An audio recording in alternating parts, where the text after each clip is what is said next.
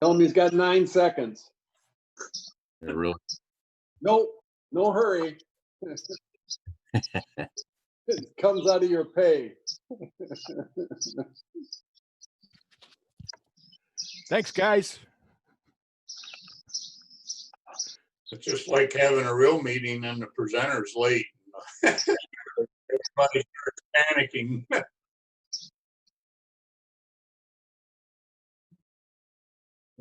Oh, yeah. I sent it also to him on Messenger. Thank you very much. I appreciate that. I got Oh, it. are you in now, Matt? I am. Oh, Yep, cool. I'm in. Good.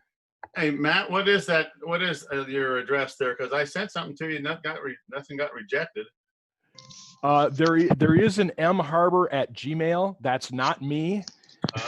I'm at mharber@mail.com. At mail. Gmail. Okay, that's my deal then. Yep. All right. Thank you. I'll Yep. correct it. Yeah, that's right. All right, let me.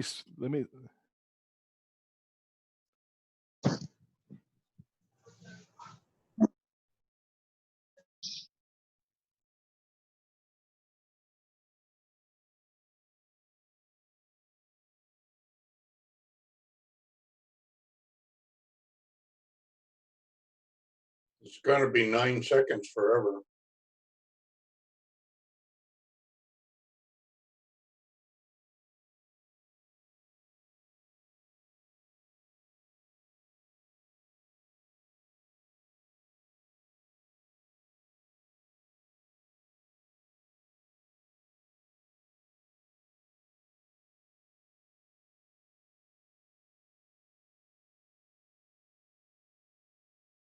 So next the clock can just start.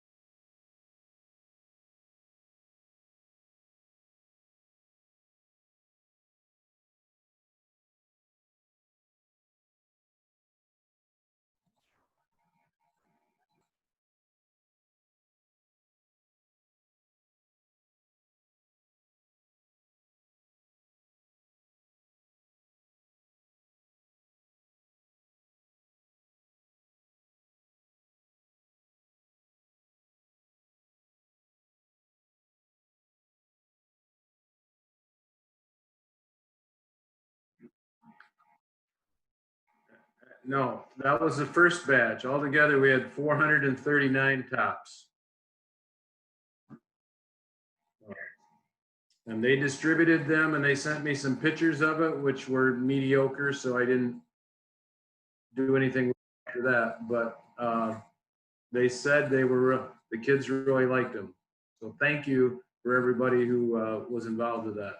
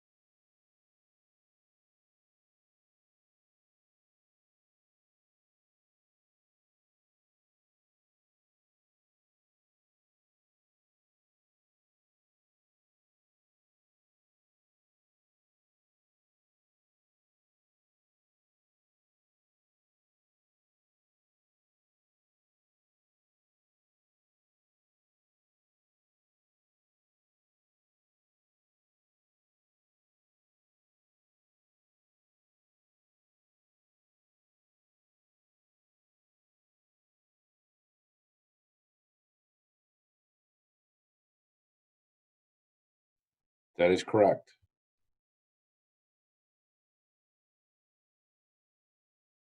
I talked to Cindy this week and she's trying to work out schedules. She's getting pretty booked up. And so we're just trying to work through that. But she's got some dates in October and she has some dates in December. So either of those will work fine if Phil's going to be in November.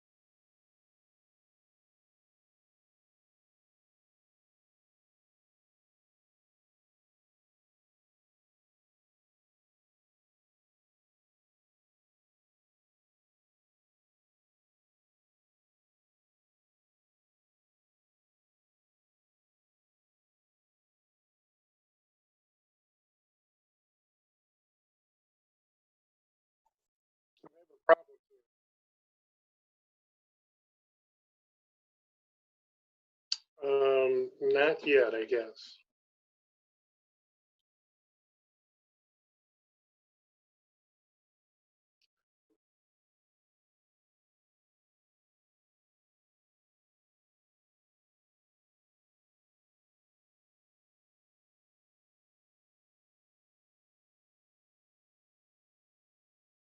I'm having some technical difficulties, but glad to be here.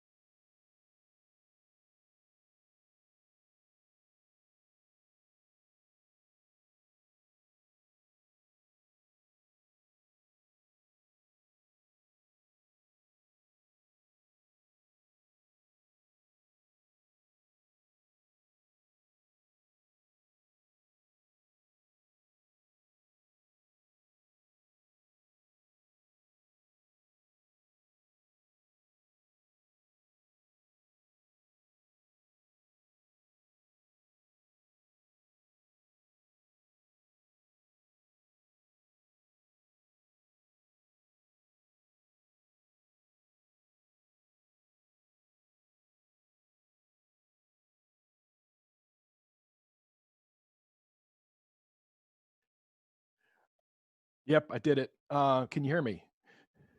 Okay. Let me switch to this view. In the course of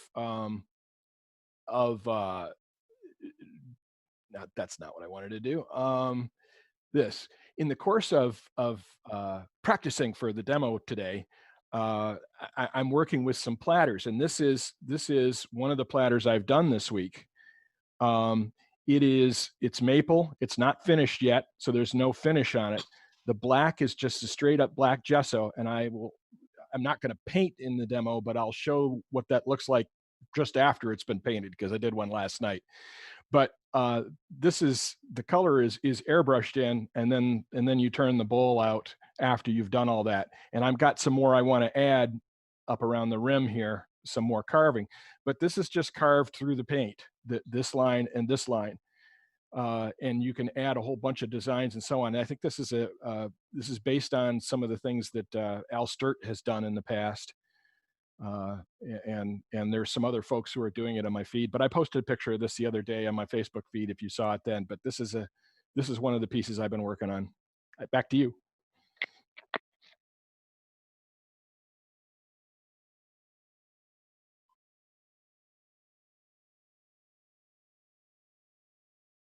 All right, do the screen share here. This is a piece I created this past week. It turned out fairly nice. It's a piece of madrone. I did turn it wet. It did do some movement. I wasn't happy with the movement, but sometimes you just don't have any control over the movement. I did get a flat spot through here, but I enjoyed turning the madrone. It's about 6 inches deep. I had 2 drill holes, actually 3 drill holes. You can see them here. And every one of those drill holes was put in with a dental tool. So it was fun.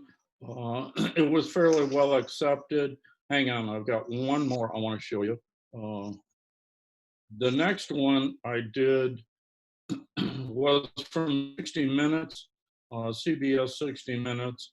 It was the death of Dr. Lorna Breen. She committed suicide. Oh, here it is.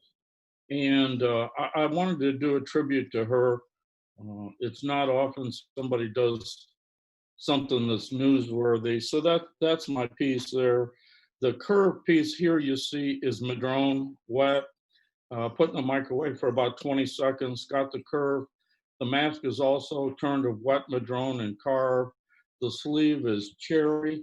It was much larger, and I shrank that down. I've had a tremendous response to this piece. I have a 2-minute video on my Facebook page, and it's so far has had 4,000 views, and it's been recommended for a couple of shows, some international shows. I'm not sure how I'm going to be able to ship this. Believe it or not, the fabric there is Bounty towels, and you use white glue, and it will take a shape, and as long as you hold it there, just like this little curve, and when it dries, it stays that way. So it was a fun piece to make. It took me about a month. I had 4 or 5 different sleeves that I've made, and finally arrived at this presentation. So that's my show and tell. Bounty paper towels, and I think somewhere on that PPE jacket it says Bounty, but you have to look close. You have to really know it.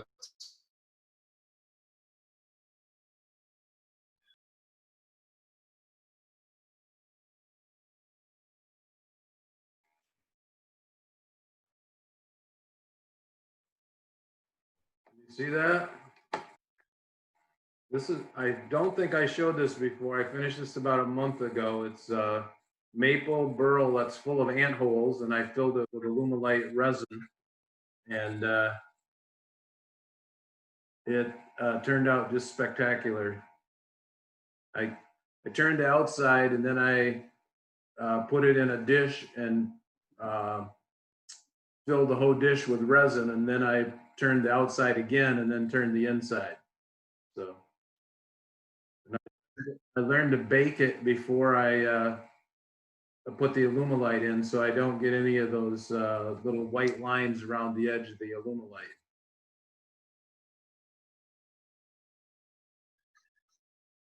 Well, yes, yeah. But when I did this before, right along this area here, I would get these little bubbles, white bubbles, because I still had some moisture in the wood.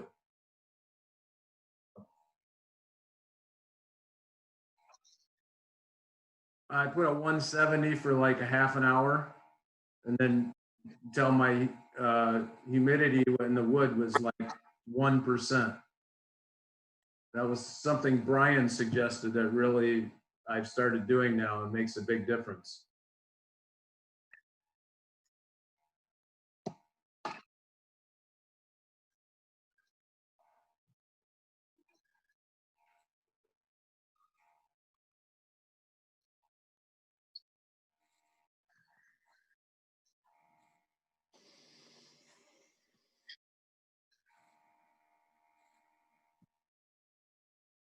I sent you some pictures, but it was kind of late.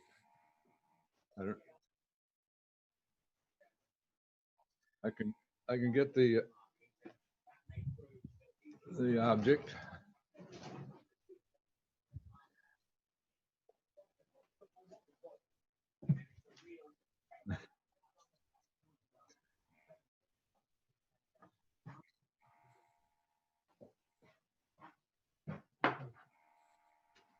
Well, let me see if I can get it up here. It's do I have to turn my camera around or? Yep. I don't know how to do that. Does that show it? This is some cedar I got from Tom Penninga, turning it for a friend of mine. I tried lacquering it, but it looked like on the end grains on the bottom and on the lid, there's so much oil in the cedar that the lacquer would not take to it. So I had to take off all the lacquer, and I'm using wipe-on poly. The finial here is maple that I used India ink on to ebonize it. And that's it, I guess. That's beautiful. Yeah, cedar is amazing. I wish I'd learned about cedar a long time ago.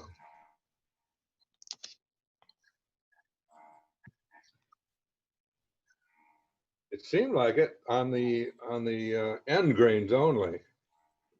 The more I sprayed it, it didn't seem to take in little spots. So it left Cedar is I cedar. put on like 6 coats and it still wouldn't take to every Cedar has area.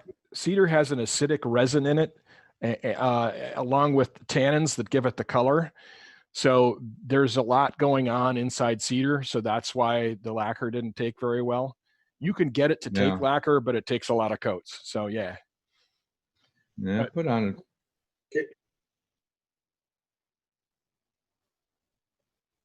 Yeah, I mean, that's what I've done in the past. I mean, I use a lacquer-based sanding sealer, the Deft.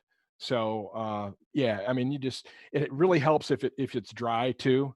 I cook pieces in the microwave, and that helps force the tar and stuff out. So, and the resins and so on. So The best part is your shop smells wonderful when you do. Yeah, it does. True story. I am. Can you hear me? Okay, this is a piece I did. I don't know if I've shown this or not, but I finished this in the last month or so. It's a hollow form that I did several years ago, and it ended up in a box somewhere. Close the door, Viv. Ended up in a box somewhere, and I discovered it and cut one of those. It was 3 petals, and I cut one of the petals off and put it in the back, and then finally one day decided geez, you know, a little sphere would be nice in there. And so, you know, wood burned the edge, and I think I'm kind of happy. I'm happy with it. I think it's really interesting.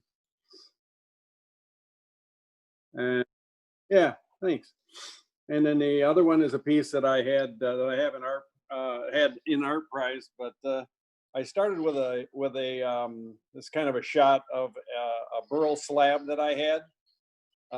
Could not figure out what to do with it, and I don't know, threw a piece of paper over it, and I said, "Well, that looks kind of ends up kind of looking like Michigan." So I ended up painting uh, and you know, painted everything blue around the outside edge, and put all the major rivers and lakes in, and wood burned you know, a compass rose kind of over Grand Rapids, or over where the actually where the tree grew. So it was up by Newaygo. So anyhow, that was going to be hopefully an art prize, but that's life. uh, yeah, for sure. So anyhow, it was fun. I'm not doing an awful lot of stuff on the lathe. A lot of my stuff now is just more.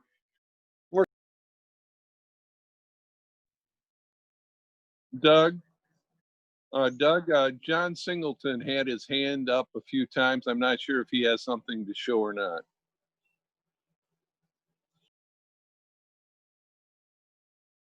Yeah, I was gonna, but after following that stuff, I had kind of changed my mind.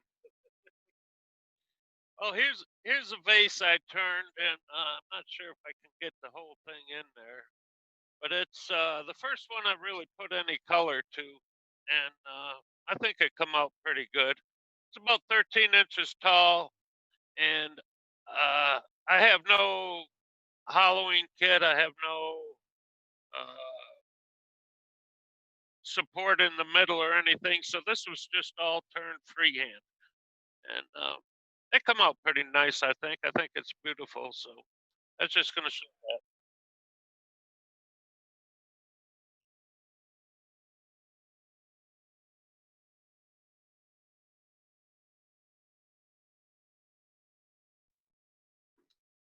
Okay, I'm having trouble with connection here, but there's about that.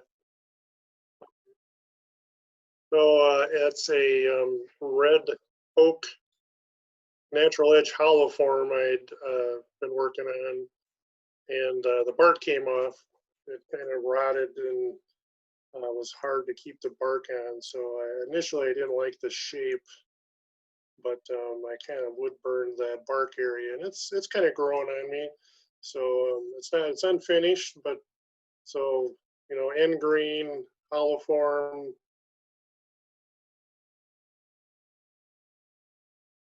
natural.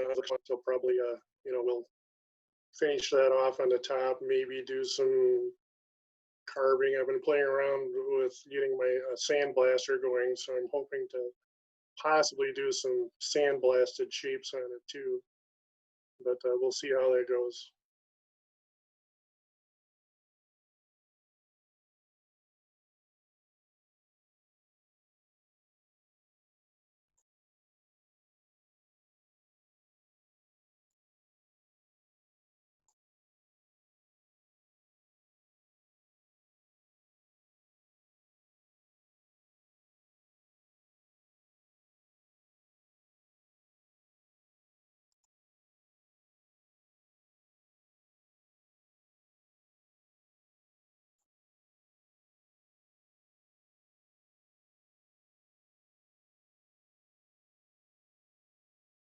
Doug, we're not seeing the item.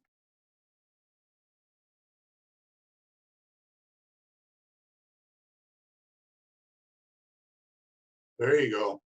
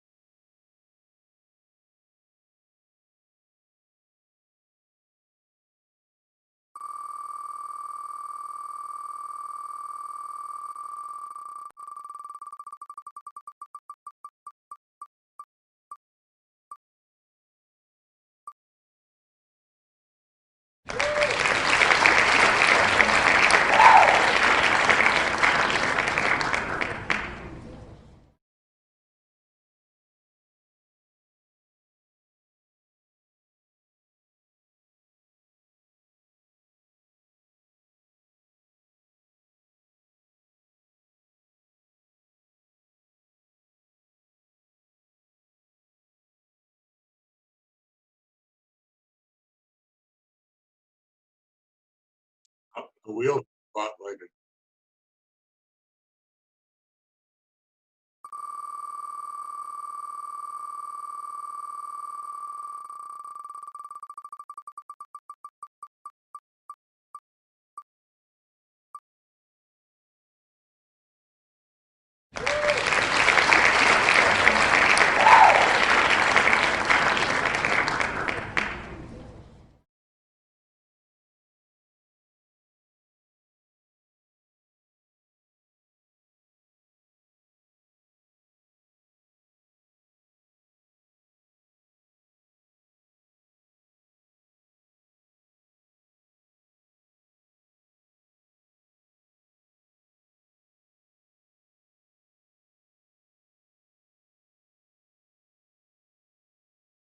I'm here.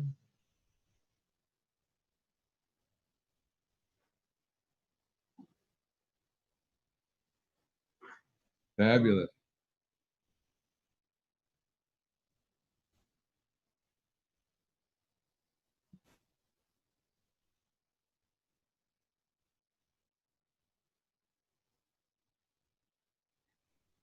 Yo, baby.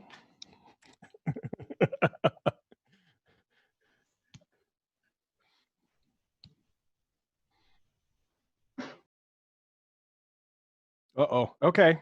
I'm going to leave the screen. First thing I'm going to do. Okay. This is basic platters today. We're going to turn a piece like this. Some of the features are it's got an OG here on the back side. The top does not necessarily, the top contour does not necessarily, you know what? Let me shift to a different thing here. The top contour does not necessarily follow the bottom contour is different than the top contour, and it's got a shallow dished out bowl in the middle. Okay. Please, during the demo, please feel free to ask questions. I'm used to people talking during my demos, so basic platters. All the pieces shown in my presentation today are pieces I've turned. This piece on the cover here is a basic platter with beads separating the bowl in the middle from the rim and from the edge. So there's a little bead on each of the separating areas. I lost a tool here, but we can do this. Yeah, that's not what I wanted to do. Sorry, guys. Okay. Nope. God. Technical difficulties. Okay, nope. So these pieces here are some of the examples. I tend to turn platters as a canvas for artwork. However, the cedar piece in the upper left corner was just turned as a basic platter with a natural edge. I did that probably, I don't know, 9 or 10 years ago. That's one of the options. The plate in the upper right corner with the leaves on it is a pretty basic platter form itself, but it was done as a canvas for the leaves. One of the things that is important if you're going to use stencils or airbrushing, which is what I did here on a piece, then be sure to turn smooth contours, not sharp contours. So don't put beads in, make the transition from the rim into the center to be smooth, or your Frisket film or your stencils will come up when you airbrush. And the piece on the bottom that shows both the top and the bottom of the piece. I think the bottoms of the pieces are very important, especially for people who are up-leveling their skills. If you're ever in a show or a fair at selling your work, and watch what the customers do when they come up. If they see a piece they really like and they pick it up, first thing they do is flip it over and look at the bottom. You want your bottom to present well as well also. With this piece on the bottom, I decorated both the rim and the interior of the piece. So this was strictly done as a canvas for this work. This is a lot of my work is like this. So Matt, I got a question. Can you back up a little bit? yeah, On the cedar piece, that's an end grain piece. absolutely. Cross section of a trunk. With it being that, I'm gonna say thin, I know it's not thin, but does that seem to be fragile? Absolutely. Cedar is brittle. The way I prepped this piece is I saturated it with thin super glue, top and bottom. I rough turned the shape probably 1.5 inches, 2 inches thick, and then I saturated the piece with super glue, top and bottom, before going forward. That crack you see in the middle is all the way through the piece. So I was really worried turning this piece that it was going to come apart on me on the lathe. Yeah, So you don't stand in line of fire on that one. yeah, absolutely. And so, like I said, this sat for, I don't know, a month, several coats of super glue, top and bottom. Oh, okay. So it's essentially it was seriously stabilized. So yeah, I was wondering about that. I'd be afraid of even dropping it, that it would just shatter. yeah, it's not super thin. It's probably, I don't know, half inch thick, maybe 3/8 inch thick at its thinnest. But you can still smell the cedar in the crack, and the thing is 8 or 9 years old. So Thanks, Matt. yep. So I saw Joe Spry's posted some platters he made that were really sharp. I don't know, a month or two ago, and they were platter as a utility vessel for regular use, and they were great. They were very functional. They were very nicely done. I don't have pictures of those, but I'm sure Joe does. So there's a lot of different ways, and these are just ways I've turned things. I've turned platters. So, I encourage people to explore this. I mean, you can, if you really want to see some other things other than what I've done and what some of the other people we know have done, Google search, because there's a bunch of platters out there. People make them as wall hangings and stuff like that. So, and that falls into the second category here, which is platter as art. A lot of what I do is in the third category, a platter as art canvas for additional embellishment. So if you're looking at the second one, just platter as art, it's just wood, or just wood with maybe beads and coves. Or you can just, think of it as a canvas. So when I think of how I'm designing a platter, I think of the end result, what I'm going to use it for, what art I'm planning to put on the platter. So if you look at this picture, I've detailed the various and sundry parts of the platter. It's got a bowl in the center that's going to get dished out. It's got a rim, and I tend to turn my rims fairly wide because I usually decorate them.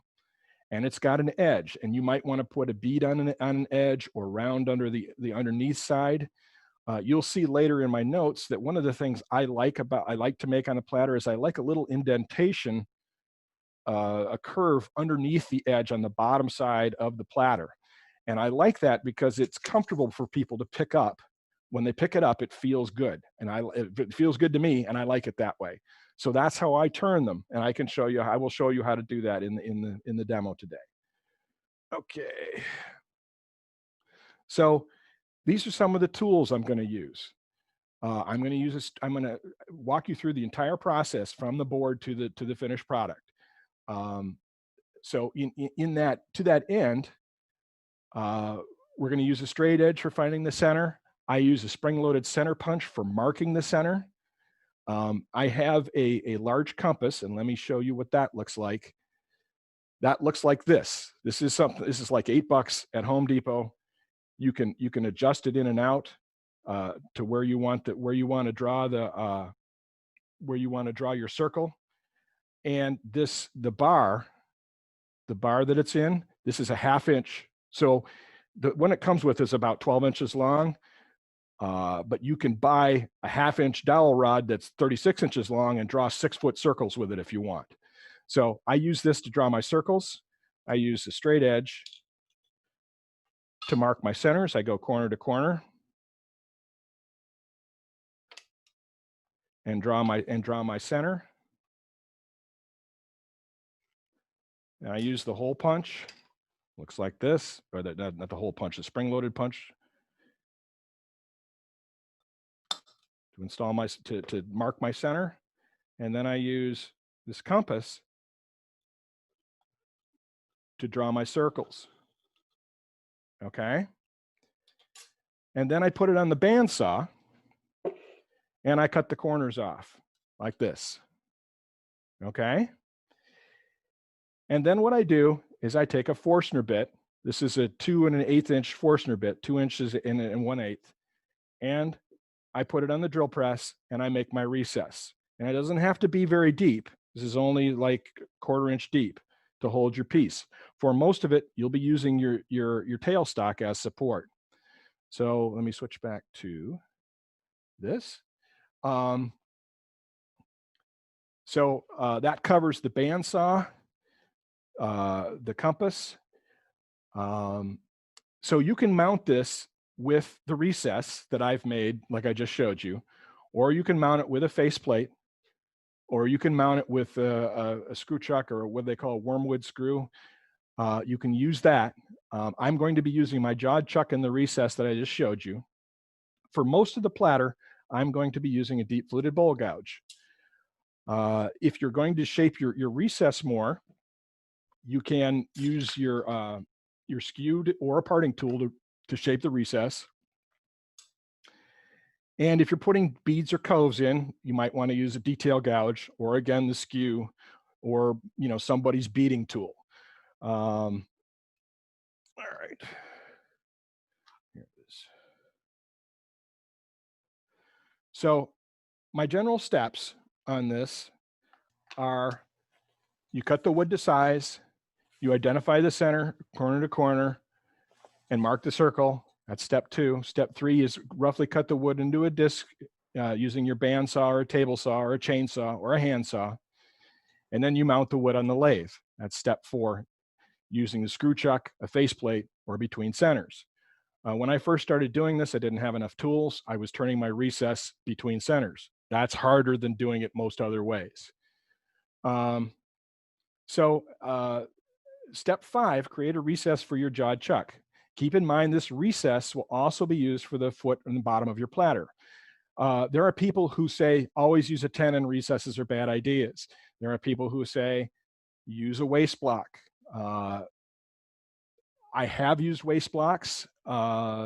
Basically, if your wood is too thin to get a decent platter out of it or a piece out of it, then you use a waist block. But keep in mind that you're going to want a fairly wide foot on the bottom of your platter. So you're going to be turning away the middle anyway. It's already waste. So a recess makes a lot of sense when creating a platter out of a board, out of kiln dried wood or something. That's what I've done. Step 5 at the end is I've used a Forstner bit on my drill press to create this recess. Step 6 is sort of superfluous. If you're using a faceplate to create your recess, or you're using a wormwood screw in your jawed chuck to create, so you've got the top of the platter. Let me switch to a different view here. Let me switch to this view. No, make it this one. Okay, so if I'm putting my recess in this side and I've got it mounted this way through either a wormwood screw on this face or a faceplate on this face, while I've got my recess here, it's a perfect opportunity, and it's hooked up to the lathe like this, is a perfect opportunity to finish the bottom or do as much of the bottom of your platter as you can while it's here, because you're going to reverse it to mount it on your jawed chuck. Okay, any questions so far?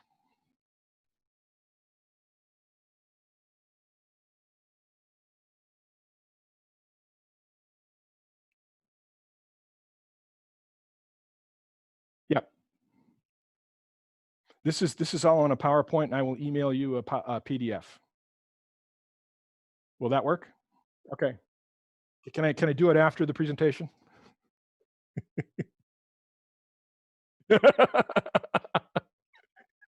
Okay, good.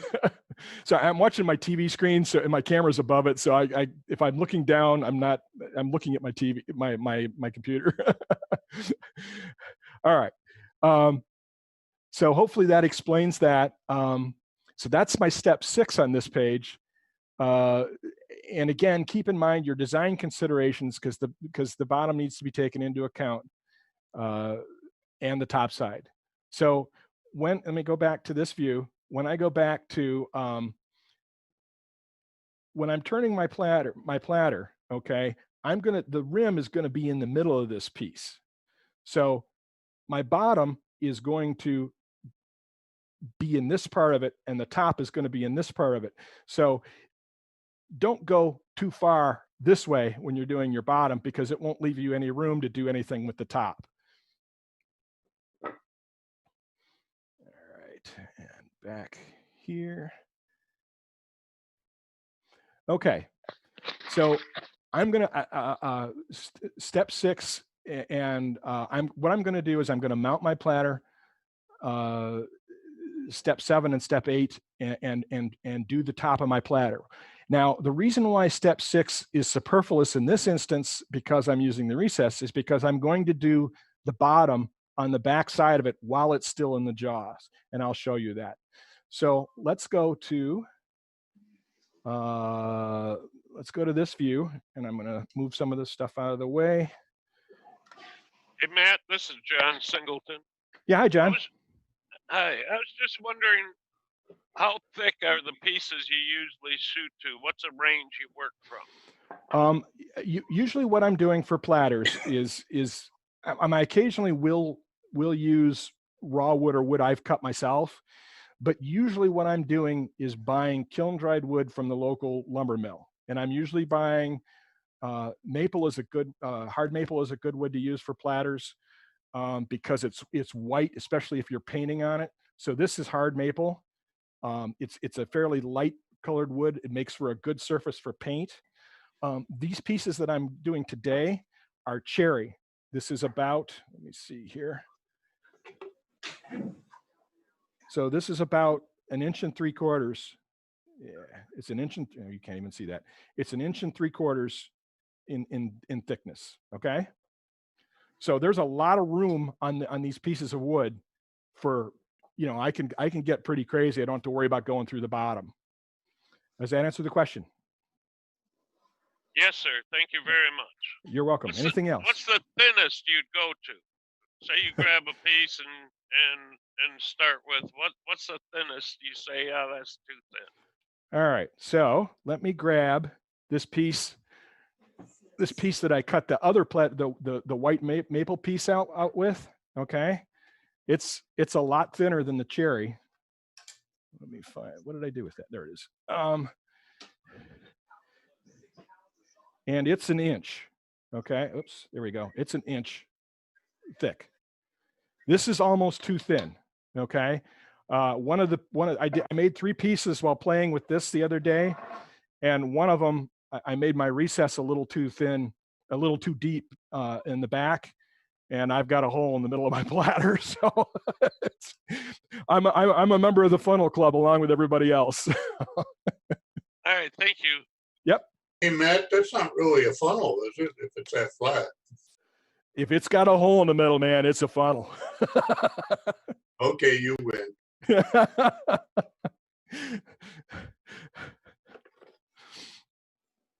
All right, I keep losing this. There it is. All right, let me zoom out on this. Okay, I've just mounted this is on the recess that I made with my Forstner bit. It's a little uneven. Bring up the tailstock for support. Now, I'm going to be using the bowl gouge for most of this. And get some of this stuff off of here. One of the cuts that I use, let me demonstrate it with this. One of the cuts that I use on the face is a I'm going to show this with the skew. No, you know what? I'm going to do it first. So one of the cuts I'm going to use on the face is a cut that rolls like this. I'm dropping the handle of the tool as I come across the piece. So that looks like, let me get this.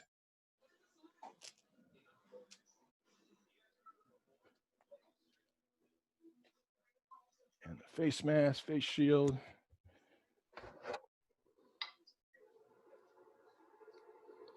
That cut looks like this. It's a pull cut.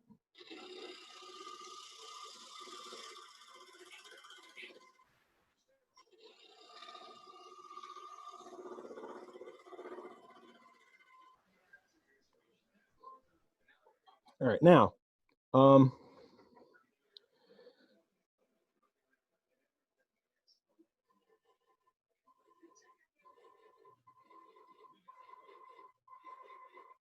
okay.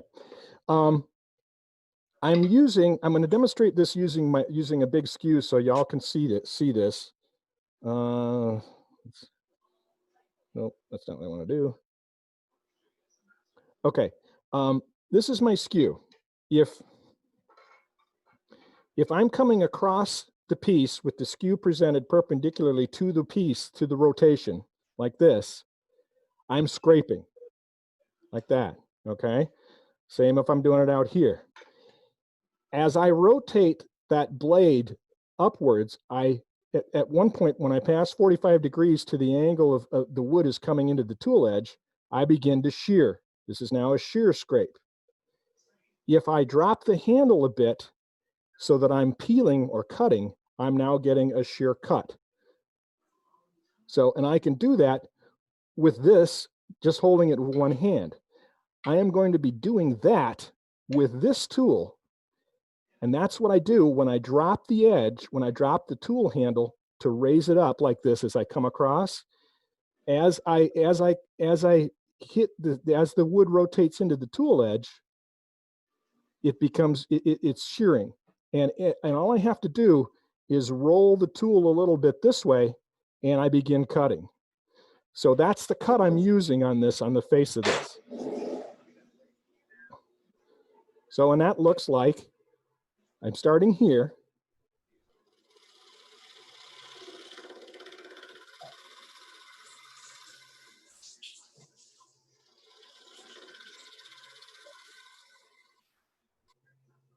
And I'm getting a really, really good surface with that cut. And it doesn't take a lot of effort or a lot of work.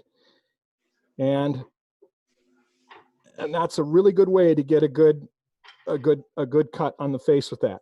So now any questions on that, first of all? You're doing that, why? That's the cut I'm using because it's easy, it's comfortable, and I get a smooth cut. I get a smooth cut with it. So what I'm going to try to do with this piece is I'm going to try to keep my rim as far on this side. You know what? I need to rotate this way a little bit. There we go. I'm going to try and keep my rim as close to this part, the top of my rim as close to this face as I can, to give me more room in the bottom for a larger OG and a deeper foot and a more interesting foot. Okay, so I'm showing that cut because you'll see it a lot, and I wanted to explain it before I got there. So. And one of the things that you do here at this point, I'm going to try and define my edge better and clean up all of this junk that's here from the bandsaw. And yeah, I need a new bandsaw blade. I can see that. But it's a lot easier to start from a smooth face than it is from a rough face when you're working on this edge, because I'm going to come across the edge like this now. Okay. So I'm doing it for a couple reasons. I'm doing it to get my face smooth, and I'm doing it to give me a good starting point to cut my edge. Okay? Does that answer the question? Yeah, I think so. Okay. So what I'm going to try to do now is shape my end like this.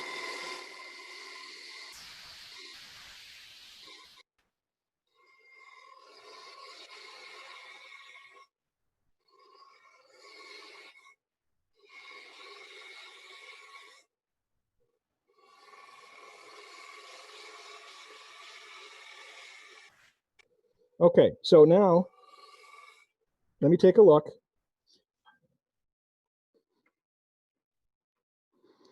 Okay, so I can put my rim in here right now, all right? And that's what I'm going to do. So I'm going to start shaping like this. Say, okay.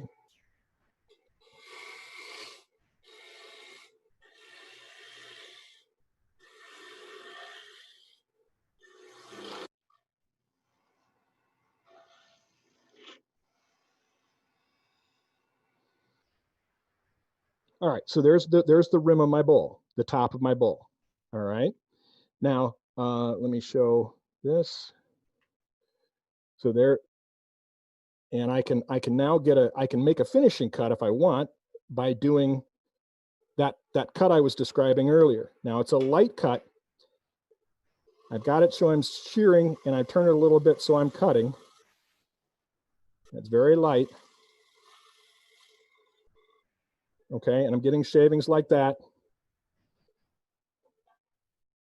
Okay, now because I plan to paint this piece kind of like this, I'm going to leave this part for later after I've done the painting. And I'll show you what that looks like in a bit too. So now what I want to do is I want to do sort of the same thing from the back side.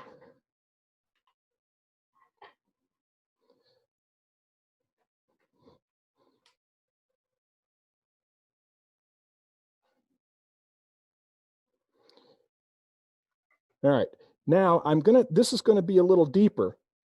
If this is my top of my rim, then I'm gonna have to come meet that. So this stuff is all gonna go away from between my fingers here.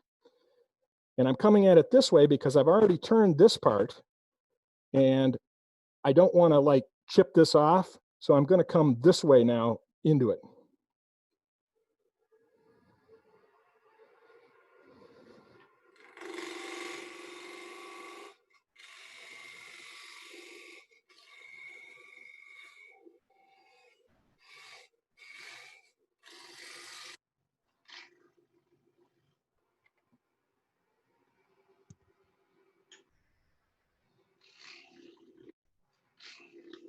You guys will ask, this is 2000 RPMs.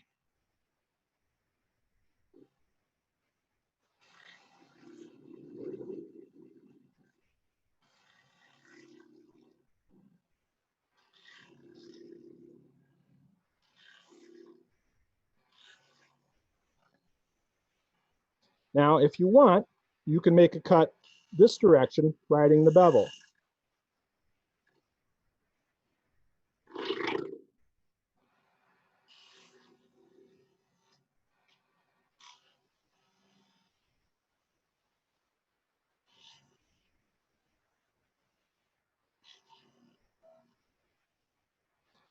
Okay, this is the first part of my OG. So if you look at it from this piece here, this is this section of the OG here. I don't know if I can show it's this piece of it here. So I dish this part of it out, and then I begin to shape towards the center, towards where my foot's going to be. And then once I've got this piece marginally shaped, then I do the blend between the two curves. Questions on that? Okay.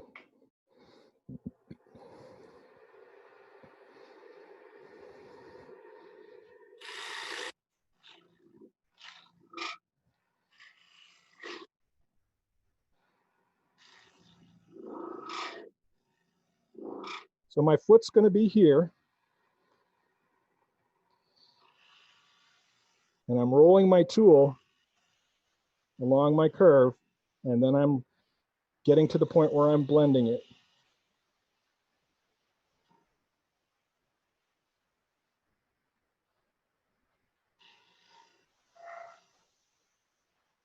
I'm getting a little chatter because I'm a little too far from where I'm cutting. So let me adjust this.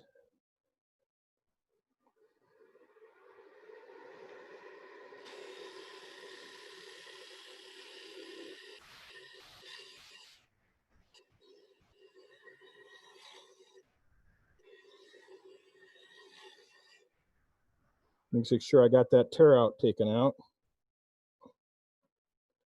Okay, so now at this point,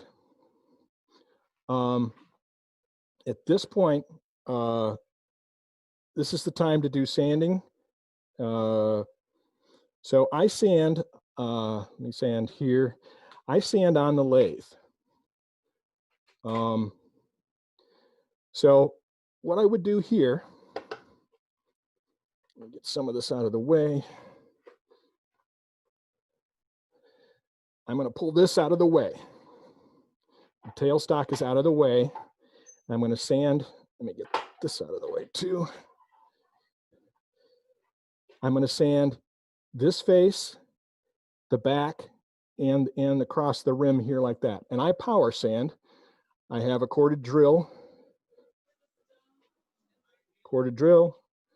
with a handmade, this is an engine valve that somebody gave me years ago, with a handmade mandrel, but you can buy these from Klingspor, and I have some of those and they work really well too. So I'm gonna go to, I put these little hook and loop sanding discs on. I buy these from Klingspor.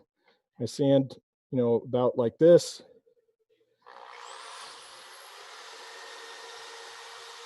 And I roll around the rim like that.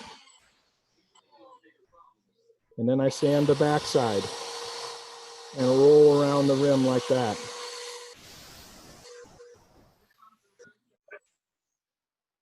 I started with 150.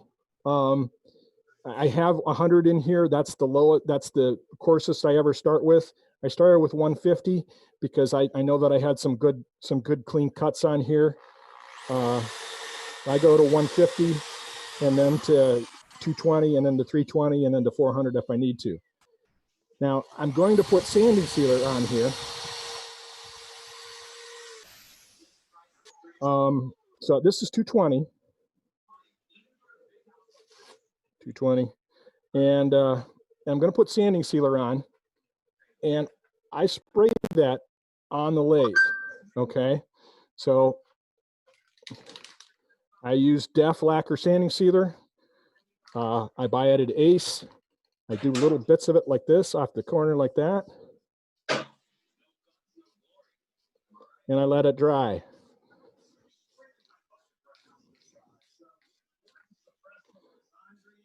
Okay, and then I'll come back with 220. Now, once the sanding sealer is dry, it says 20 minutes, but I usually give it at least 2 hours. I love that lacquer smell. Once that's done, I'm going to come back and paint this. Okay, so what you're looking at here, let me switch to the other view here.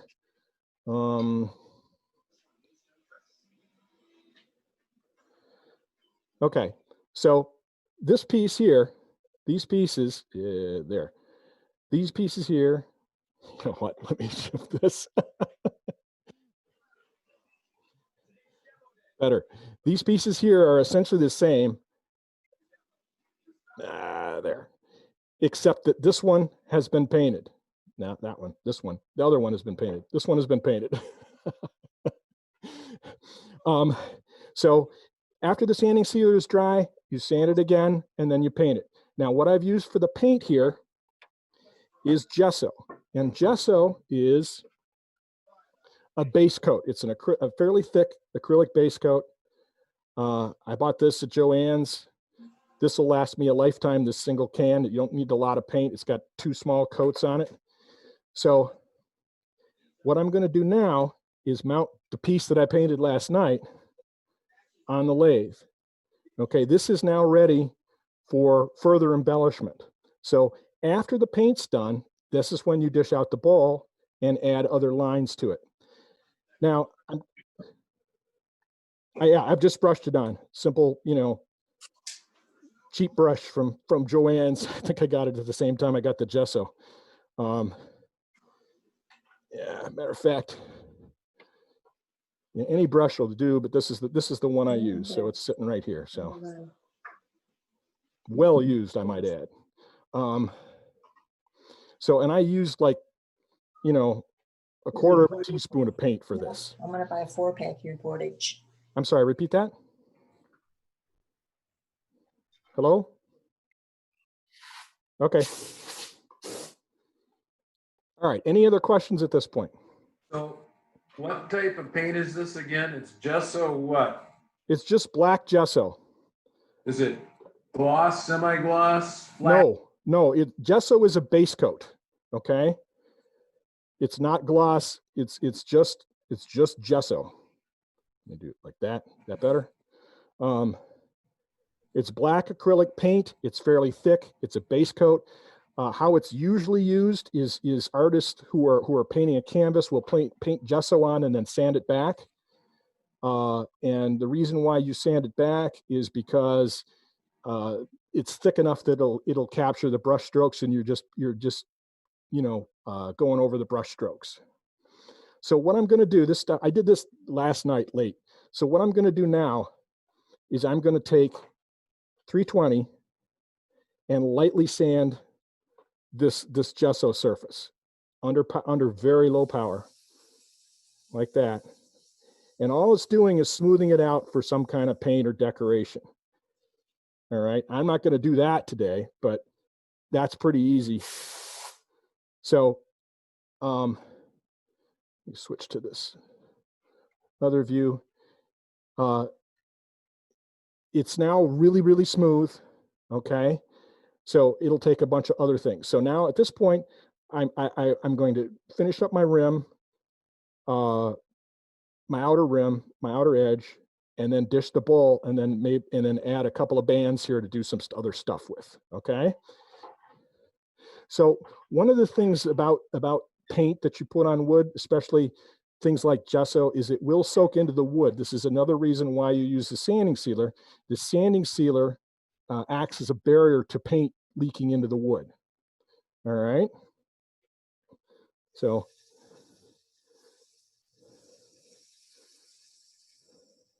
sand my rim.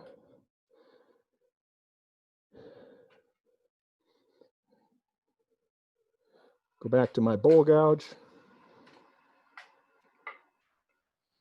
Move my tailstock out of the way.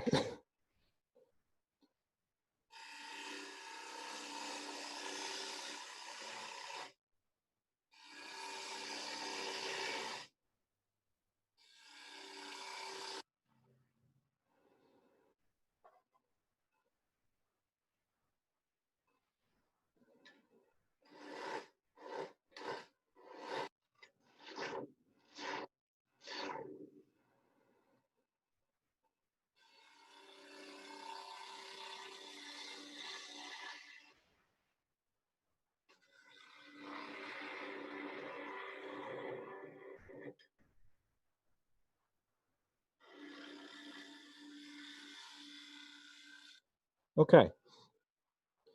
And that looks like this. It looks like I need to get my rim down a little bit here, go a little deeper. So I will do that.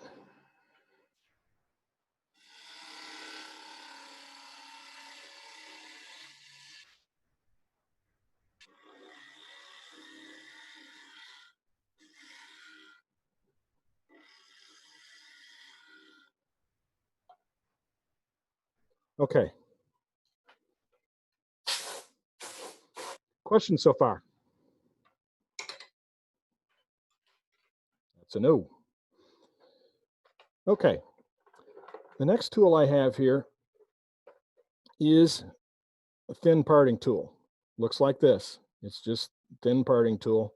Rockler. I don't know how much it costs. I've had it for years.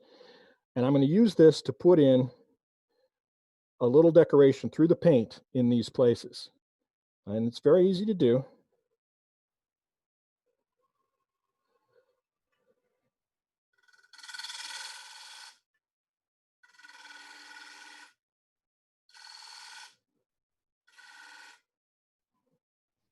Looks like that. So what the reason why I use this gesso is because I intend to carve additional designs through the gesso, exposing the wood underneath in this area. I haven't decided what I'm going to do with this yet, but that's what I'm going to do with it. Are there any other questions at this point? Am I still online? We're all sleeping, I'm sorry. Oh God, I hate putting you guys to sleep. Okay, at this point too, I would sand the center of the bowl here, go through all the grits. I would also put another coat of sanding sealer on top of the paint to protect it.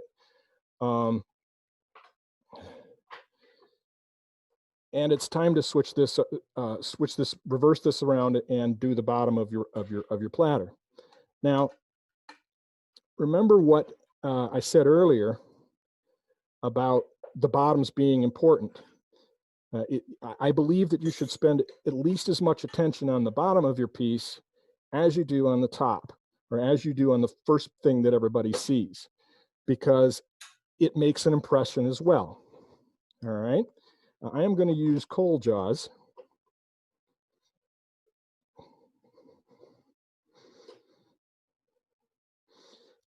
I would usually use it. This is the first time I've had my coal jaws out in probably 2 years since I got my vacuum chuck. That's what I would usually use, but not everyone has a vacuum chuck, and you can make these. So I'm going to show this. Now, with the bottoms here and in the coal jaws, this is a less secure way to hold your piece. Same thing is true with a vacuum chuck. So take light cuts. Don't try to bite deep, because if you bite deep, you're going to pull this right out of these little rubber doohickeys and throw it across the room, and we don't want that. One of the reasons why you sand the back side of this piece while it's still on the lathe the other direction is so you don't have to try to sand it around these little nubs. So this part is already sanded. So what I've got to do, the parts that I have to finish is this bit in here, and I've got to do something about the little hole from the Forstner bit too. So on the inside here, I'm going to be going through here to eliminate the remnants of the recess and get rid of the hole in the middle. And I also want to shape this into something that looks sharp. So that's what I'm going to do next. So, and for this, I'm going to use this little, this is a bowl gouge, a deep fluted bowl gouge, but it's like a 1/4 inch or maybe 1/2 inch, I don't know, but it's small. It's much smaller than my big one. So I'm going to use this because it's a more precise tool and it helps me take smaller cuts. I'm gonna find my reading glasses so I can see what I'm doing. So first of all, I want to try to shape this part of the rim out here, because I want to get it so I want it wide. I want a wide foot on this. And the reason why I want a wide foot on it is because if somebody puts it on the table, it's more stable that way. I need to raise this.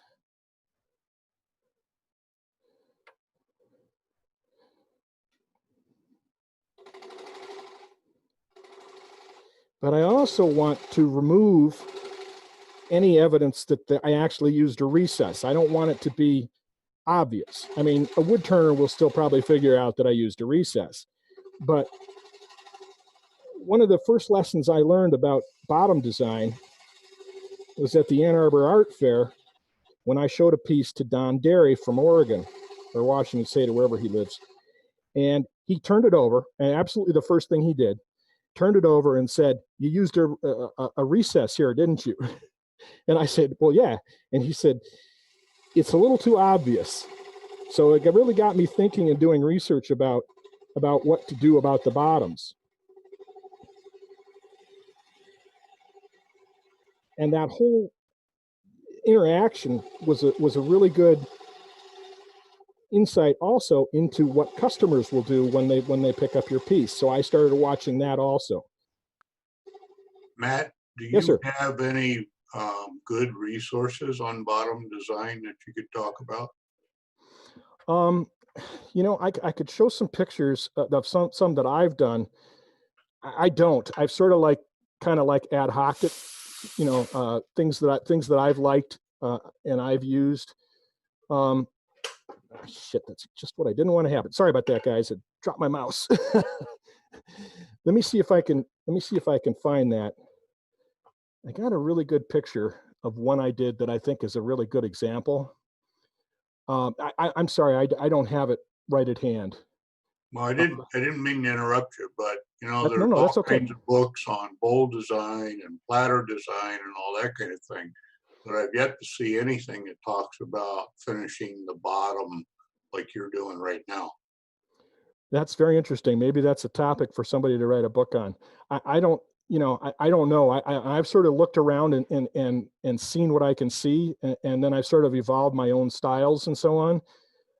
One of the things that people do is they'll use a like a texturing tool or a you know, to put a texture on the bottom. You know, to put it like in this section in here. Okay. I've also seen people wood burn designs in there, like the Zentangle stuff. Yeah, Um, one of the things I do is I'll cut a few grooves.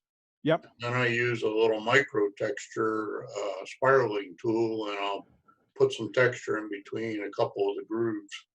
Yeah, that's an excellent idea. One of the things I've got some of that here. This is the Henry Taylor decorating elf. It's That's the basically one. got a metal burr that rotates freely in a bearing here at the end. And I can do that right now. I can put a texture like that in right here.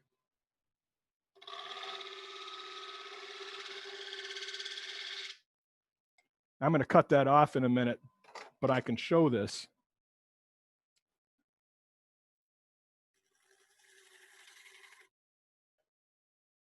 So that gave me, and let me see if I can zoom into that here. That would be, Yeah, the camera's not giving a very good view of it. yeah, I don't know if that's better Oh, or not. it's very, That, very soft.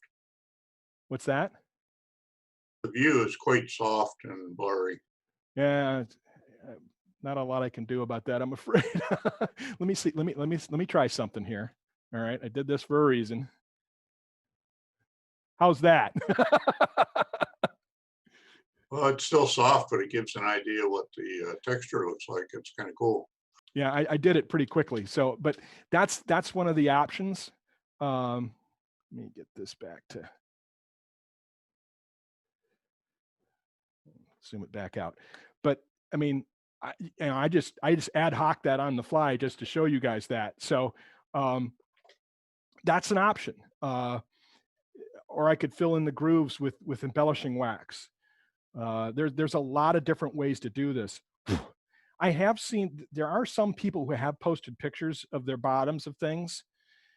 You know, nobody comes to mind right off the top of my head, I'm afraid. So I'm sorry about that, but there are some good resources. I mean, all right, let me go this way.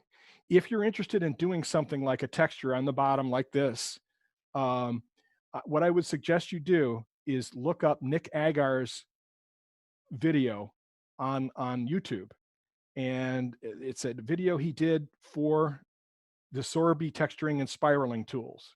I have some of those too, and those work great. Those are fantastic tools.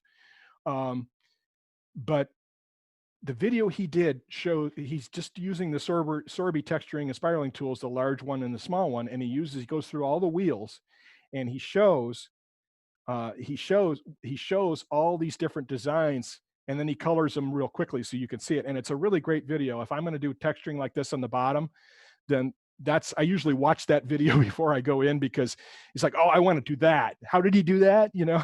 So that's one of the places I start. So that's a good resource. And anything he shows in that video, you can do on the bottoms of your pieces. How do you spell his last name? Agar. Oh, that's what I had. Thank you. Yep. Nick Agar. And I would look up like spiraling and texturing, and it's a very colorful, it's got a very colorful initial image. So it'll be obvious which one it is. Okay. Anything else? All right, anything in the chat I should know about? All right. Back to this. So what I'm going to do is I'm going to make this a little thinner, a little shorter, I should say, and then a little thinner.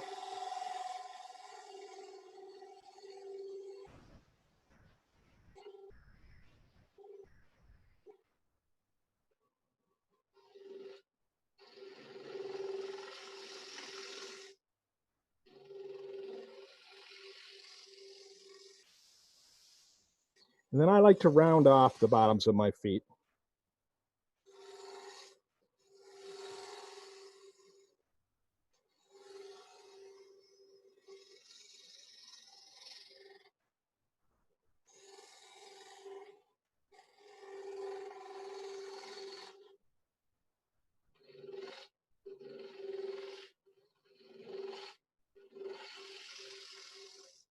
Now, one of the things I've done in the past, if I want a very flat bottom, is I will take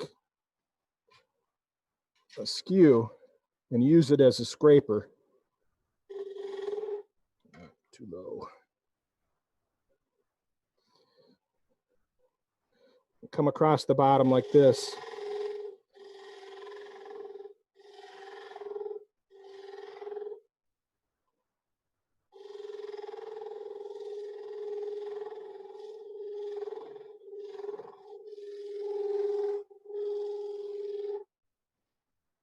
Okay, and let's put a little decorative set of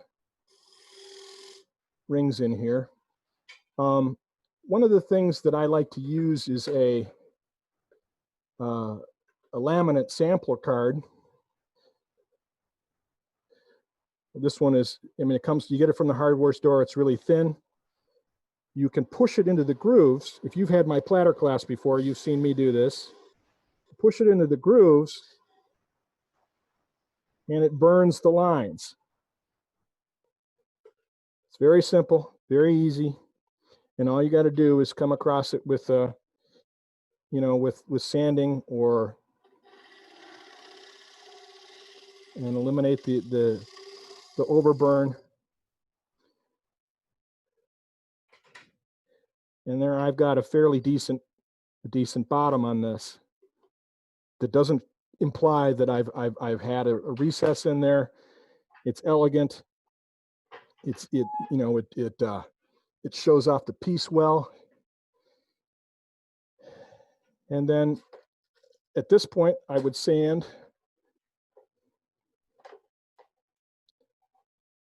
it all.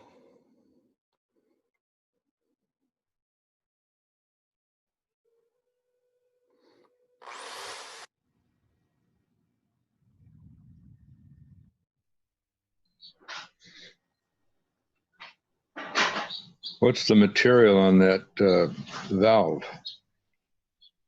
I'm sorry, repeat that? What's the material you put on the valve to hold the sanding disc? Oh, this is, it's closed cell foam. I got it from a place called Foams and Things, or Foam and More, or something like that, in Troy, Michigan. I bought a big sheet of it. I can't get at it. It's buried. Sorry. But it's basically, I mean, it's just, it's about an inch thick foam. I make mandrels of all different sizes out of it. It's very similar to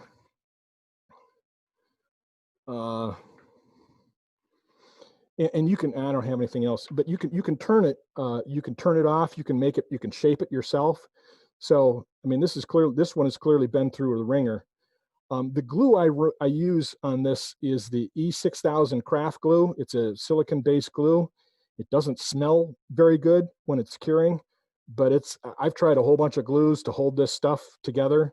So I've got the glue between the foam and the valve, and glue between the foam and the Velcro. So, and it holds the best. I have, matter of fact, I got one that's, Klingspor sells a really good set of mandrels that hold up pretty well also. And I got one of those. I lost the Velcro. It's gluing downstairs. So I show it. But Klingspor sells like a really good mandrel set that I use. I've bought several sets of those. Oh, you know what? I do have those somewhere. Here, maybe. Sorry, guys.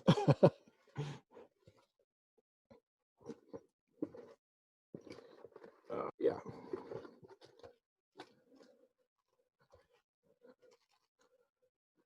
So this is one I haven't opened yet, but this is how it comes from Klingspor. Comes with this little mandrel on it that fits in your drill. Comes with some Velcro on it. And then when something fails, when either the foam tears off through use or the Velcro becomes useless through use, then I'll take it and reglue another piece of Velcro on there with the E6000. Okay, hopefully that answers the question. Anything else?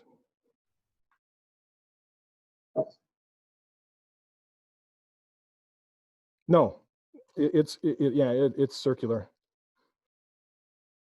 And this comes, they sell it as a set, like you get 3 different sizes. Like this is let me see if this is a 3-inch, okay? And it comes like you can buy a set that's got a 3-inch, a 2-inch, and a 1-inch. The 1-inch is the one that starts off like this. So I kind of screwed this up by sanding inside a very small a bowl. And this is one I've actually made myself. So what this is a hex bolt, and you can see the threads on the end, and a washer, and I epoxy and a washer, a big washer, a fender washer, whatever, and I just epoxied it in here, and then cut a little bit of a recess in the bottom of the foam with like a package knife or whatever, and then put it together. So, but the 1-inch one from Klingspor is very similar to that. You know what? Here it is. Here's the one I got. Here's the 1-inch one from Klingspor.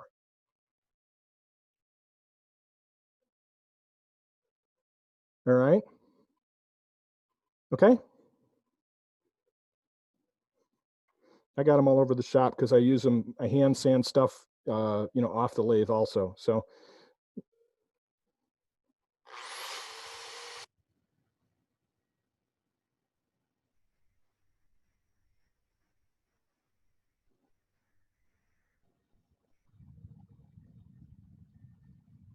I got some work to do to eliminate my little hole in the middle there. So I'm going to do that.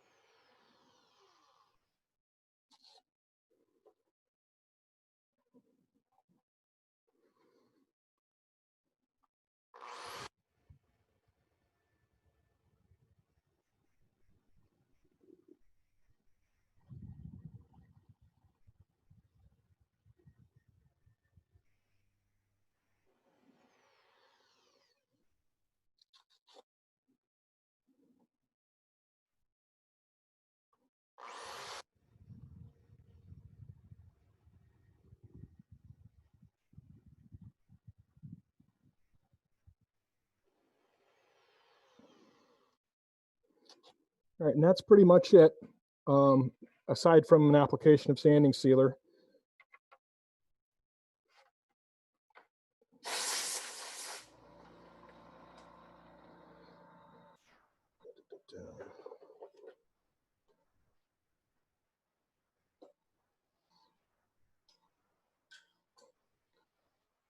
So let me cut back to this one.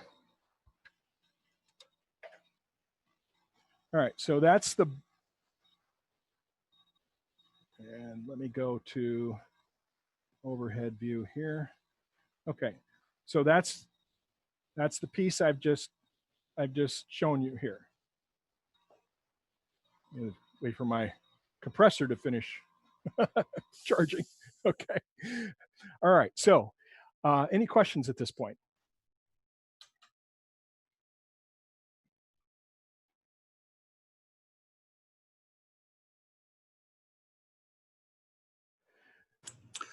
You're muted, Bruce. Okay, Jeff, I'm looking at the chat, and I see that you're looking for the material. The material I used in that for the burned rings is an acrylic or a laminate sampler. I got it from Home Depot. Pieces here I used. They're free, although some people have eliminated the samples, but they were free. They're just laminate samples in the kitchen area. Go up and ask the guy, can I have 5 or 6 of these? But it's they're laminate samples they give you to take home to match your kitchen counters and stuff with.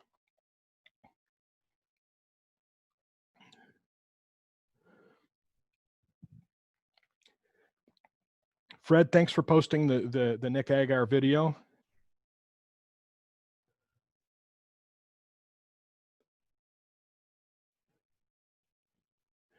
Yeah, my microphone is let me switch to my other thing here. Let me switch to this view. My microphone is a wireless microphone. It's Samson XBD2.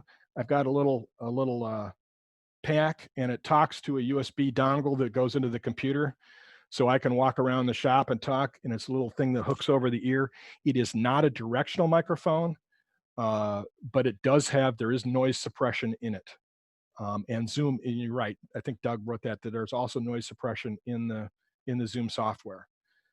So there are ways to do the presentations so that you can hear the full brunt of the noise in the background, but I find that I'd rather people hear my narrative than hear the turning noise. Yeah, man, I would say that's much better. I've seen it kind of both ways, and the noises sometimes can be, overwhelming. So I think there's enough noise. You get a little bit of what's going on, but I think it's going very well. That's what I wanted to compliment about. Okay, well, thank you. One of the things that I don't hear very well, and I should probably, get hearing aids or something, but I don't hear very well, and background noise washes out what I can hear even through the headphones. So if I'm listening for questions from y'all, then I want to be able to hear that. And if I've got too much other noise going on, especially through the microphone, and I can't hear it, then that lessens the quality of the demonstration.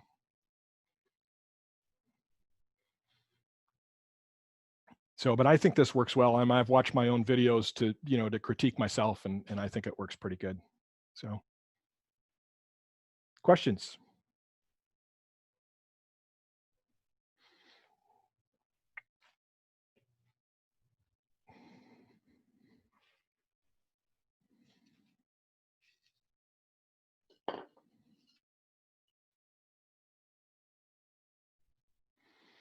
Anything?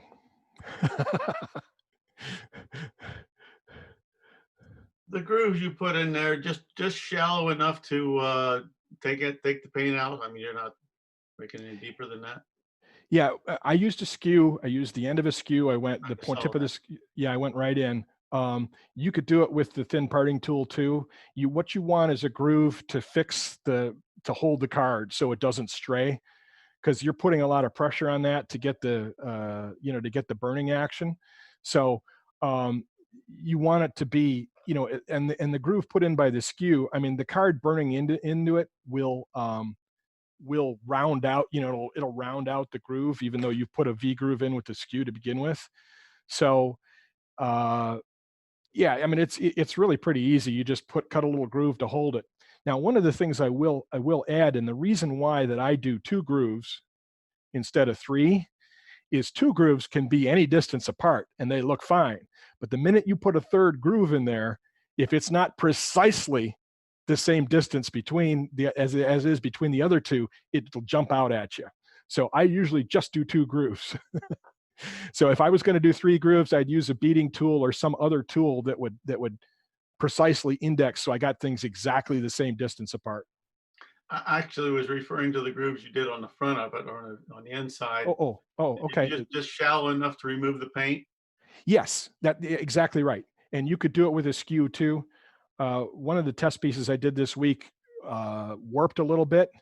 So I had to, so I got some part where I was pretty deep, and the other side of the bowl was not deep at all. So it looked uneven. So I had to go in with a skew and dress it up and go a little deeper than I wanted to. But it was, but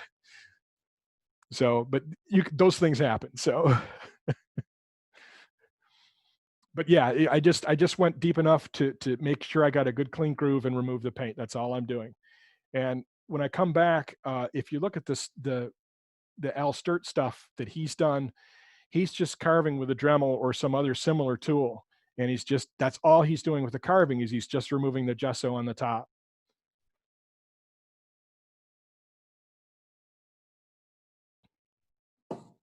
Yeah. You said you're going to do some carving on the top of that, and you showed us another one that you had painted over the gesso. So yes, that one. And you said you had more painting yet to do on there. Now I have more carving to do. I'm only going to carving. Okay. Yeah, once I've dished the bowl, I want to be done with all my painting before I put the grooves in or dish the bowl. Okay. Yeah. So, this part here, on this piece here, before I took it off the lathe, I want to complete all my painting. Then I dish the bowl, and cut the grooves. Okay. Yeah. And do the carving. So you make sure all your painting's done so that you get good, clean, crisp lines, because otherwise you'll get paint in the grooves and that's uncool. So yeah, I took a class. Is it? I remember his name now. Steve Rohr out of Detroit Club. Yeah, and yes. He did a demo at or a class at one of Ron's earlier retreats. It was a second year there, and they did the what do they call that? It looks like clouds, that cloud effect. And he did the same thing. He spray painted black, and you turn the dish and the grooves, and then they did the effect with with the iridescent paint. Iridescent cosmic cloud stuff that Gary Lowe pioneered. Yeah. So that's probably what he demoed. Probably wouldn't really be the best way to do it. Then be better to do that and then cut the grooves. you can get away with it if you're just using a brush and you're painting, and you're just painting between places. If you're carefully controlling what you're doing, then you can get away with it. Here on this piece, I'm using an airbrush. An airbrush is spraying, So, this stuff was all painted, and if you looked at the before, if I took a picture before this centerpiece here, this part here on this section, this was all red by the time I was done. So wouldn't even know that from this because I cut it all out. Sure. Okay. Thanks. Yep. Do you ever do any off-center platters? I have. It's been a while. The on-center platters sell just fine.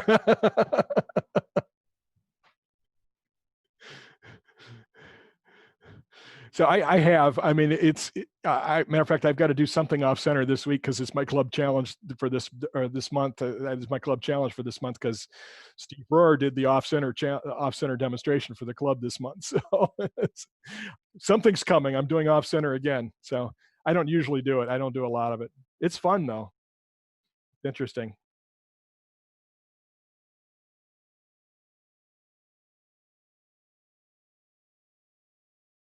Anything else?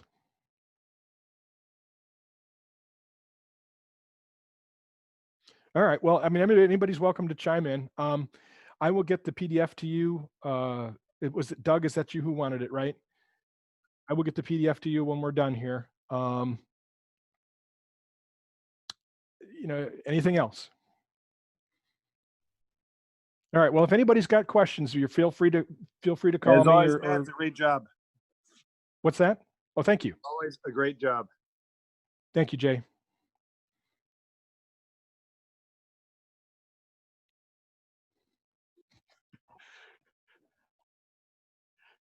Thank you. Yeah, please write me on Facebook. It's usually how to get a hold of me the best way, or email me or whatever if you've got any questions or something arises. Matt, I'm curious, have you done many with green or wet wood? Let me tell you about my green and wet wood turning. Several years ago at Ron's hands-on retreat, the wood I got for the platter class I was teaching there was green. The demonstration piece that I turned from that by the next day literally had warped over an inch on one side. If I'm turning platters, I don't want to turn green wood unless I'm doing something like Ron Campbell's doing with his Madrone, where you're playing with the warp and you're looking for that in your piece. I don't turn platters from green wood usually because of the factor. The way I go with the platters is I'm usually working towards an artistic, something I'm going to do some sort of artistic embellishment on the platter. So what's happening is that I'm looking to create my canvas. Now, one of the things that I will tell you is that, I mean, these are 8 inches. Okay, this is 8 inches in diameter, and I kept it kind of small just to manage the time for the demo. But you can apply these techniques across the board for much larger platters. So you can do an 18-inch platter. Now, one of the things to keep in mind when you're doing a large platter is that you want to work from the rim. So you shape one side of the rim and then you work from the rim towards the center, getting, once you're finished out here on the rim, don't go back out and turn something new out on the rim, unless you're doing some grooves or something, because that wood, I mean, I've had wood, even kiln dried wood, move on the lathe, within an hour, by the time, on big platters. So make sure that it'll get thin, and then you'll lose support for it when you get further and further in towards the center. So keep that in mind when you're turning larger pieces. Roughly how thick do you keep the say the bottom or the bottom of the bowl kind of thing? Well, sometimes I go through, man. Funny funnel club time. So I've turned some very thin platters. I've turned platters that are 1/8 of an inch thick. I turned one as somebody challenged me, and I turned one as an exercise. So it's, or maybe even 3/16 or whatever. I don't know. Yeah, but as a standard bowl that you put on your display for sale, what do you keep them around 1/4 inch or so? Yeah, this one here. Let me see what I did with that. This one here that I just finished here on camera. The rim here is about 1/4 inch thick. Okay, right here at the rim is about 1/4 inch thick. Now it doesn't stay that thin. As soon as you get in about here, it's much thicker. Okay, it's 1/2 inch, and you're probably, by the time you're here, you're 3/4 of an inch thick. So I mean, it's pretty decently thick going in, which gives a real, it's still pretty light, but it still gives it's still very supported. Thank you. Yep.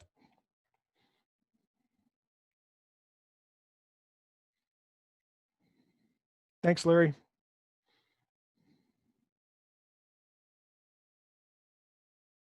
All right, thanks, Doug, and everyone. Thank you guys for having me. Again, if you've got any further questions to come up, please write me. Thank you, sir.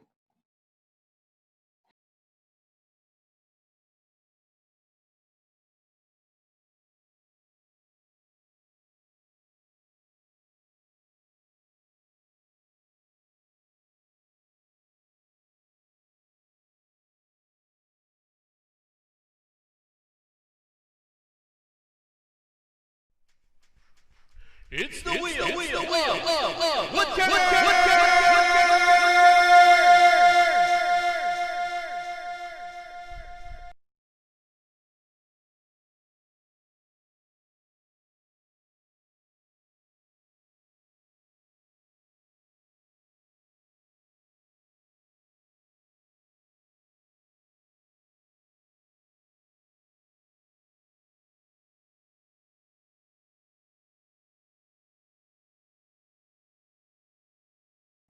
Yes, I am. Thank you. Had a little time difference problem this morning. Yes, you did. And I thought you were starting at 6 my time.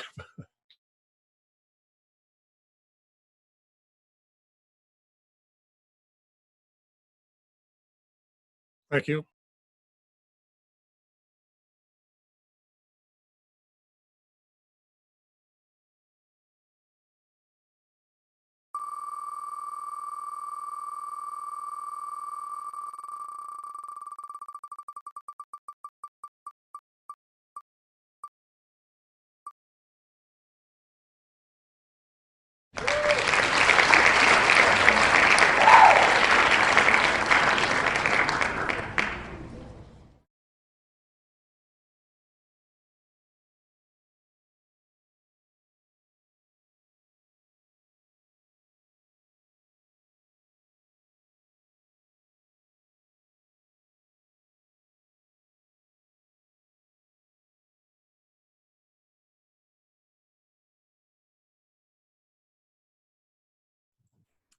I think I saw him in the room. He may have dropped off, but I thought I saw him after.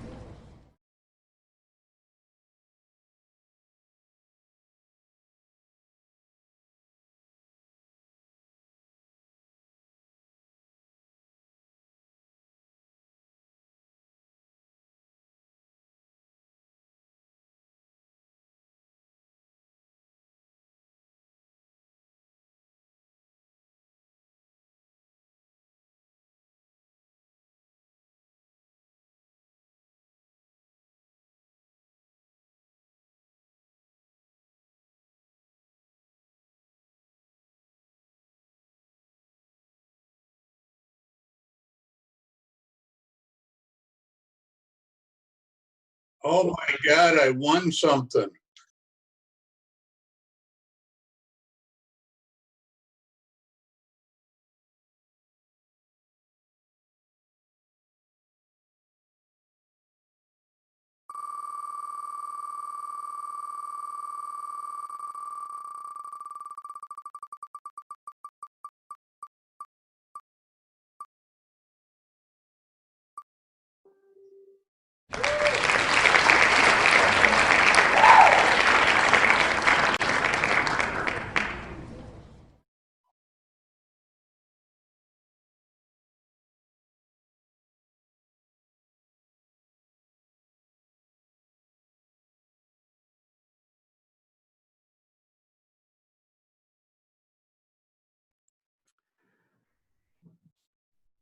Did you skip Fred?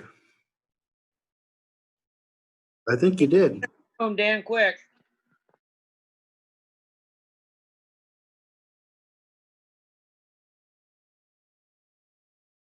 No, go ahead, give that to Dan. Give it to the next Thursday. No problem.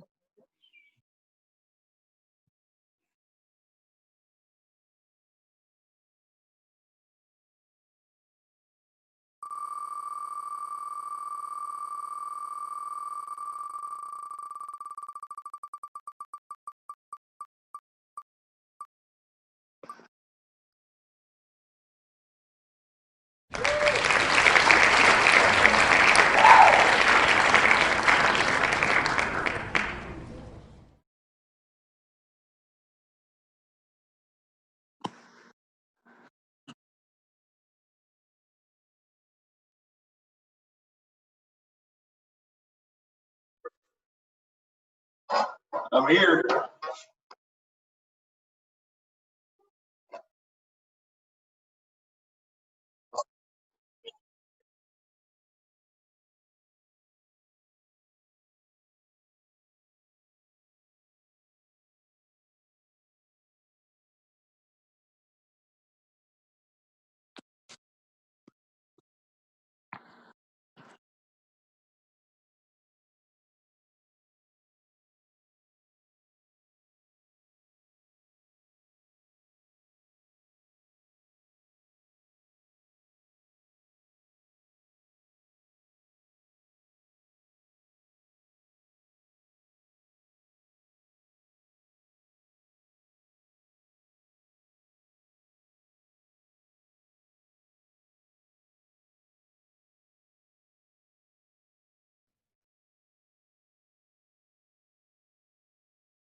I have a question for Bruce.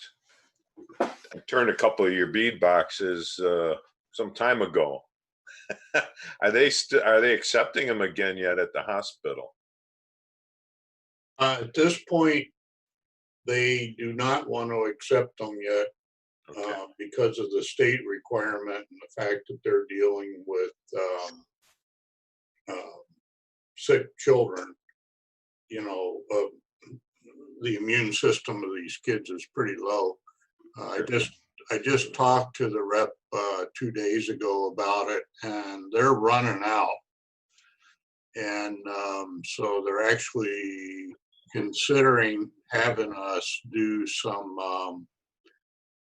what do you call it? And they're not sterilized, but they're cleaned up and packaged so that they're safe, and making a small delivery so they have some. But right now I have a pretty good size inventory of boxes because I haven't been able to take them in. And okay, I won't worry about getting them to you. I just thought if you had the need, if it was there, and I'd find a way to get them, but certainly don't want to pay to ship them. yeah, I can appreciate that. I've actually had some of the Grand Rapids guys mail them to me. But at this point, you know, just kind of hang on to them, and somehow we'll figure out how to do a collection of them. You know, like maybe I'll come up to GR area and pick them up or something. Okay. After our Emiliano demo, I was inspired to attack a Umeki. And I turned up this out of birch. It's about 5 by 5, and turned cross grain as opposed to long grain or end grain. I worked diligently to get that rounded bottom that he was telling us we had to have. Finished it with polymerized walnut oil. Came out pretty decently. Does it sit level when you put it in the sand? Yes, it does. But I didn't hold it between my feet and carve it. That's probably a good idea. Yeah, I've got a general question. Is there any recommendations for vacuum chuck?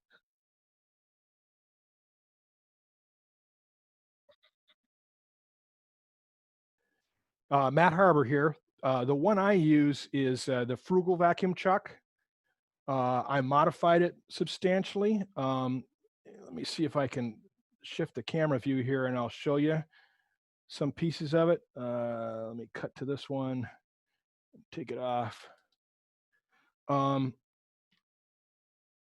So one of the things that I have here, it's down here. Things are buried. I'm sorry. It comes with a. Can you see that? Yeah. Okay. So I would strongly recommend going to the Vacuum Chuck guy's site, thefrugalvacuumchuck.com, and look at his videos. But one of the things that I added was this. I'm not showing it. There it is. This piece here, and this goes into my goes into my spindle here. Okay. It Oh, yeah. just slides in like that. All right. And now I've got vacuum through my spindle. So I make a bunch of different different chucks. I have a let me see if I have a you know, a tap, and this just screws onto my spindle. And this is PVC pipe and Myers $4 craft foam, or Walmart $4 craft foam. And I've used packing tape to tape it to the, and everything's sealed. I seal it with poly because the wood pores will leak vacuum. So looks like that in there. So that's the one I use. So, and I'm really happy with it. I use it for lots of different things. I've got the frugal system too, and I'm real pleased with it. I don't recall the name of mine, but it comes with a Venturi setup instead of a vacuum pump. You just plug your air hose into it. And I like that a lot because I have my air compressor outside of my room. I don't have to listen to it. I can just hear the real silent hiss of the Venturi, and it holds it really well. I just don't have the name of it. I can send it to you, John.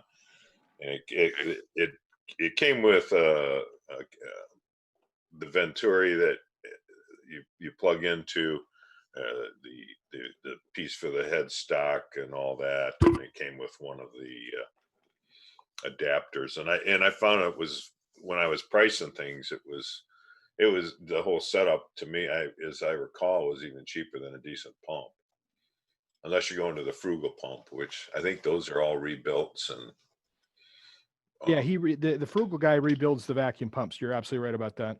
yeah. So he has really good deals. I kind of like the Venturi system, and I was hesitant at first. I didn't know how well it would work, but I'm really pleased with it. All right. Well, Yeah, that's the attachment right there. Don Doyle provides these red covers for your chucks, and they seal really well. Mm-hmm. So if you go to Rubber Chucky, he makes these adapters for your chucks that, for me, have worked really well. I put those on mine as well too. He had rubber, like the round gasket material glued into some rings, the same bits you had there, I think, and it came the same way. I think that looks like the same piece, but I put these ends on. I like them a lot. Yeah, I do too. thank you guys very much. I appreciate it. Appreciate the info.